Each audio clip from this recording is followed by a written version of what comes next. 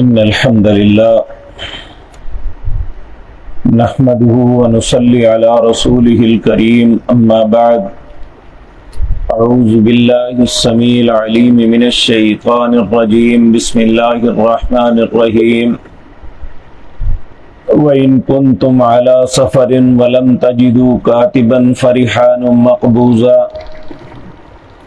فإن أمن بعضكم بعضا فليؤد الذي اؤتمن أمانته وليتق الله ربه ولا تكتموا الشهادة ومن يكتمها فإنه آثم قلبه والله بما تعملون عليم لله ما في السماوات وما في الأرض وإن تبدوا ما في أنفسكم أو تخفوه يحاسبكم به الله فيغفر لمن يشاء ويعذب من يشاء والله على كل شيء قدير۔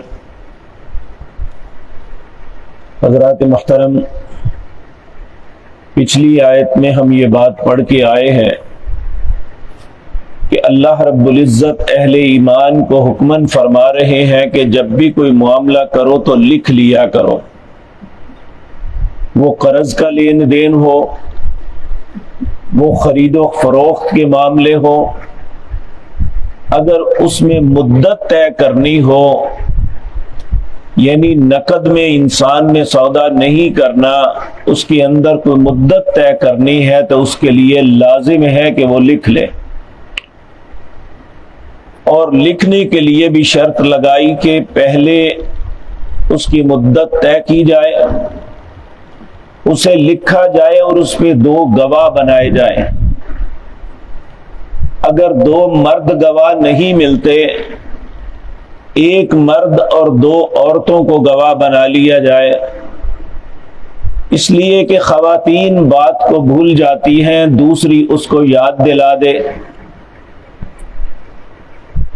اب آج جو آیت پڑھی ہے اس میں اللہ رب العزت فرما رہے ہیں وَإِن كُنتُمْ عَلَى سَفَرٍ، اگر تم سفر کے اندر ہو تو کوئی لینے دینے کا معاملہ پیش آ گیا ہے، وَلَمْ تَجِدُوا كَاتِبًا فَرِحَانٌ مَقْبُوضًا، اور تم کوئی لکھنے والا نہیں پاتے یا لکھنے کا سامان نہیں پاتے، تو پھر کوئی چیز رہن رکھ لو، یعنی جو دینا ہے اس کے بدلے میں کوئی چیز رہن رکھ لو۔ چیز کو رہن رکھنے میں کوئی حرج نہیں۔ نبی کریم صلی اللہ علیہ وسلم نے فرمایا اگر کوئی رہن جانور رکھتا ہے تو جب وہ اسے چارہ ڈالے گا تو اس کا دودھ لے سکتا ہے، اگر وہ سواری والا جانور ہے تو وہ چارہ ڈالتا ہے تو اس کی سواری کر سکتا ہے، لیکن اگر کوئی زمین رہن رکھتا ہے تو اسے استعمال نہیں کر سکتا، اگر اسے استعمال کرے گا تو اسے ٹھیکہ دینا پڑے گا۔ تو یہاں اللہ رب العزت فرما رہے ہیں کہ اگر سفر کے اندر تم کاتب کو نہیں پاتے تو فرحان مقبوضہ، کوئی رہن چیز رکھ کے اپنے قبضے میں کر لو ضمانت کے طور پہ کہ تاکہ تمہاری چیز واپس آ جائے۔ فَإِنْ أَمِنَ بَعْضُكُمْ بَعْضًا، اگر کوئی شخص ایک دوسرے پہ اعتبار کر کے کوئی رہن رکھے بغیر لکھے بغیر دے دیتا ہے تو پھر اللہ فرماتے ہیں فَلْيُؤَدِّ الَّذِي اؤْتُمِنَ أَمَانَتَهُ، پھر لینے والے کو چاہیے کہ اگر اس نے اعتبار کیا ہے تو اس کی امانت اسے واپس کرے۔ تو جس طرح میں نے پچھلی مجلس میں بھی عرض کیا تھا، ہمارے ہاں یہ بات ختم ہو گئی ہے کہ دوسرے کا حق لے کے اسے واپس کرنا یہ بھی ہمارے لیے مصیبت بن گئی ہے۔ ایک شخص کسی پہ احسان کرتا ہے، اسے ادھار دیتا ہے کہ اس کی ضرورت پوری ہو جائے، یا اسے مال دیتا ہے کہ چلو اس کا معاملہ چل جائے، تو لینے والا سمجھتا ہے کہ اب یہ نیچے آ گیا ہے، اسے تنگ کرو۔ ہماری زندگی کے بہت سے معاملات میں اللہ نے صرف سختی اس لیے رکھی ہوئی ہے کہ ہم امانتوں میں حق نہیں ادا کرتے، جس کا حق ہے اسے واپس نہیں لوٹاتے۔ اب ادھار لیا ہے تو وہ منتیں کر رہا ہے، بھائی مجھ سے تم نے لیا ہے، میں نے کیا تم سے کمایا ہے، لیکن وہ اتنا بے شرم ہو جاتا ہے اسے شرم ہی نہیں آتی۔ العیاذ باللہ، اللہ رب العزت فرماتے ہیں فَلْيُؤَدِّ الَّذِي اؤْتُمِنَ أَمَانَتَهُ، اگر کسی نے اعتبار کر کے چیز دے دی ہے تو اس امانت کو واپس کرنا ہے۔ وَلْيَتَّقِ اللَّهَ رَبَّهُ، اپنے رب سے ڈرنا اس معاملے میں۔ وَلَا تَكْتُمُوا الشَّهَادَةَ، اگر کسی کے سامنے وہ لیا دیا ہے تو شہادت کو چھپانا نہیں ہے۔ ہم وہاں جا کے شہادت دینے کے لیے بھی تیار نہیں کہ کسی کا حق کسی کو مل جائے، کہ ہمیں کیا دے، ہم اس سے کیوں دشمنی لے۔ اللہ فرماتے ہیں وَلَا تَكْتُمُوا الشَّهَادَةَ، یا جھوٹ بول دیتے ہیں مجھے پتہ ہی نہیں۔ نبی کریم صلی اللہ علیہ وسلم نے فرمایا الا انبئکم باکبر الکبائر، کبیرہ گناہوں میں جو سب سے بڑے گناہ ہیں بتاؤں؟ لوگوں نے عرض کیا ہاں۔ آپ نے فرمایا الاشراک باللہ، اللہ کے ساتھ شرک کرنا۔ دوسرا عقوق الوالدین، ماں باپ کی نافرمانی کرنا۔ تیسرا فرمایا وقتل النفس، کسی کو ناحق قتل کرنا۔ چوتھا فرمایا شہادت الزور، قول الزور، جھوٹ بولنا یا جھوٹی گواہی دینا۔ یہ کبیرہ اکبر الکبائر، کبیرہ گناہوں میں بہت بڑے گناہ ہیں العیاذ باللہ، اور ہم اسے معمولی بات کا تصور کرتے ہیں۔ تو اللہ رب العزت فرماتے ہیں وَلَا تَكْتُمُوا الشَّهَادَةَ، اگر کسی بات کے شاہد ہو تو اسے چھپانا نہیں۔ وَمَن يَكْتُمْهَا فَإِنَّهُ آسِمٌ قَلْبُهُ، اگر کسی نے شہادت کو چھپایا تو اس کا دل گناہگار ہو گیا۔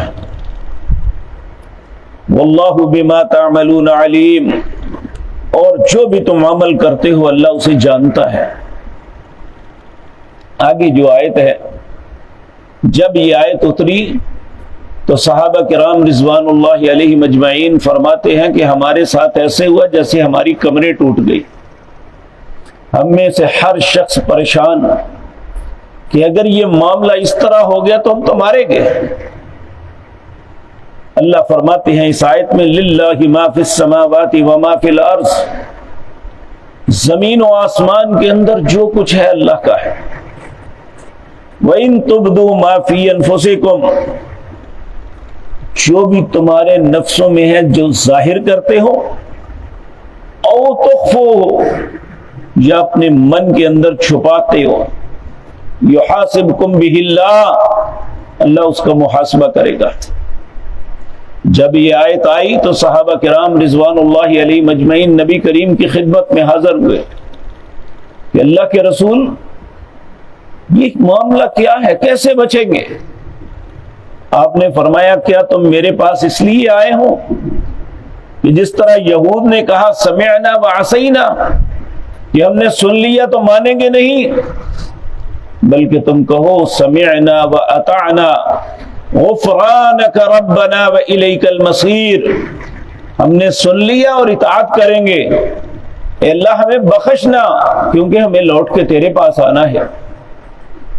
تو صحابہ کرام رضوان اللہ علیہ مجمعین، اللہ ان کی قبروں کو نور سے بھر دے، انہوں نے ایسا ہی کہا اور ایسے پہ ہی عمل کیا، جس کی وجہ سے اللہ نے پھر امت محمد الرسول اللہ کو فیسلٹیز دی، آسانیاں عطا فرمائیں جو اگلی آیات میں فرمایا۔ تو پہلے یہ بات ذہن میں رکھیں کہ ہم میں سے کسی انسان کو بے پرواہ نہیں ہونا چاہیے کہ کچھ ہمارے اعمال ہیں جو ظاہراً ہیں، کچھ ہم سمجھتے ہیں کہ کسی کو نہیں پتا، دنیا میں کسی کو نہیں پتا ہوگا لیکن اللہ کو ہم سے زیادہ پتا ہے. للہ ما فی السماوات و ما فی الارض، زمین و آسمان میں جو کچھ ہے اللہ کا ہے. وَإِن تُبْدُوا مَا فِي أَنفُسِكُمْ، جو تمہارے نفسوں کے اندر ہے جو تم ظاہر کرتے ہو، او تخفوہ یا اسے چھپاتے ہو، یحاسبکم بہ اللہ، اللہ اس کو لے آئے گا. پھر اللہ فرماتے ہیں فیغفر لمن یشاء ویعذب من یشاء، اب اللہ کی مرضی ہے کہ تمہیں معاف کر دے، بخش دے، جس کو چاہتا ہے بخش دے، وَيُعَذِّبُ مَن يَشَاءُ، اور جس کو چاہتا ہے اسے عذاب کرے. اے اللہ اپنے غصے، ناراضگی اور عذابوں سے محفوظ فرمانا. واللہ علی کل شیء قدیر، اللہ ہر چیز پہ قادر ہے. اللہ بالکل ہر چیز پہ قادر ہے، ہم مانیں یا نہ مانیں لیکن اللہ رب العزت ہر چیز پہ قادر ہے.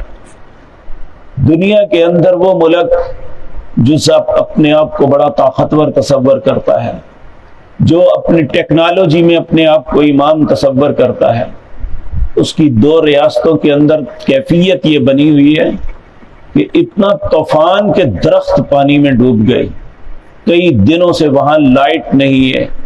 یعنی امریکہ کی 2 ریاستوں کے اندر اتنا شدت کا طوفان، العیاذ باللہ.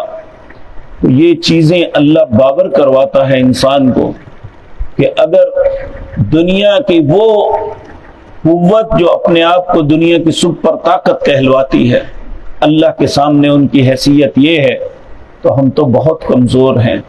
اس لیے ہمیں اللہ رب العزت کے احکامات کو مد نظر رکھنا چاہیے، اللہ کے حکموں کی تعمیل کرنی چاہیے، نہ کہ ہر بات میں اللہ کی نافرمانی کریں.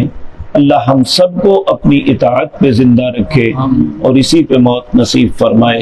اقول قولی ھذا واستغفر اللہ لی ولکم.